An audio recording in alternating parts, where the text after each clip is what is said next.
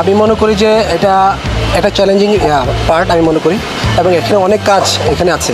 এইচপিতে অনেক কাজ আছে যেখানে কাজ করার মতো সুযোগ আছে, যে বা আমার ছেলেদেরকে মানে আমার এক্সপিরিয়েন্সটা শেয়ার করা।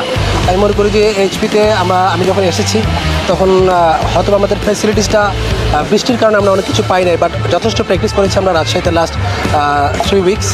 যথেষ্ট প্র্যাকটিস করেছি এবং বাচ্চারা এনজয় করেছে, এবং আমার এক্সপিরিয়েন্সগুলো তারা আমি শেয়ার করতে পেরেছি এবং তারা নিতে পেরেছে।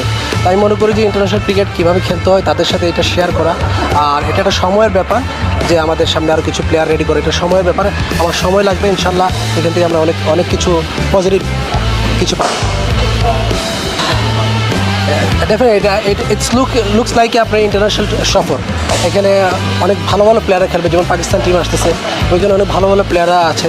আমি মনে করি যে পাকিস্তানের ভালো ভালো বোলাররা আছে যাদের এগেনস্টে আমি স্পেশালি যেহেতু ব্যাটিং কোচ, তাদের এগেনস্টে খেলবে, এবং অস্ট্রেলিয়ার ভালো ভালো বোলারদের এগেনস্টে